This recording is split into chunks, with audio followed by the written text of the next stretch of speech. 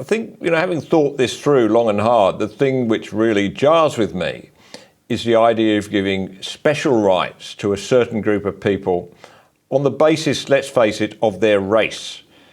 The 1967 referendum did quite the opposite. It actually removed the last vestiges of institutionalised discrimination. It made the Constitution became effectively colourblind, except for one thing, which was probably a mistake in hindsight, in that it continued to give the government permission to make special rules that would benefit Aboriginal people. So it couldn't discriminate against, but it could benefit in favour. Yeah.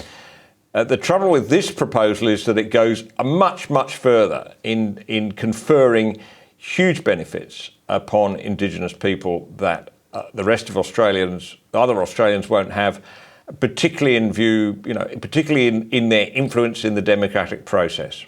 Oh, absolutely. I mean, this brings race into the Constitution in a very radical way. It defines sort of two kinds of Australians, Indigenous Australians and non-Indigenous Australians, and that distinction between two kinds of Australians is enshrined in the Constitution. And over time, that is just going to lead to continual division between the two groups of people. We really ought to be aspiring to sort of no racial divisions between Australians as Australians, but in actual fact, this will embed it within the Constitution. And it also is, by definition, political rights awarded to people on the basis of race. So again, Reverend Dr. Jensen said that this does not create special rights based on race. Well, of course it does. The whole Voice to Parliament itself is nothing but an institution made up of rights that are possessed solely by those who identify as Indigenous Australians. And what that also means is that imposes duties on others to have to recognise those particular rights, duties on non-Indigenous Australians and the Parliament.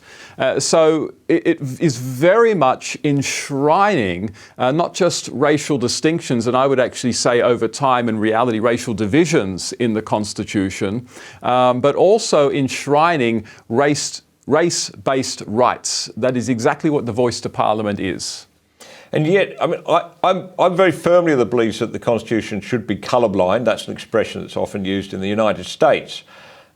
And that's important because, to be a citizen of this country, it just puts you on the same level as everybody else. You have the same rights and the same duties as everybody else. And whether you've just become an Australian citizen, the ink is barely dry on your certificate, you are imbued with the same rights as somebody who can trace their ancestry back 60,000 years.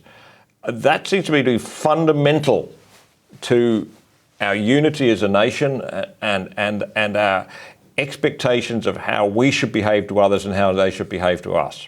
Absolutely. And annually right now we're spending $39 billion in aid on Indigenous Australians. And you have to wonder how much of that money is going to Indigenous Australians who actually don't really need it. It's sort of becoming a form of middle-class welfare.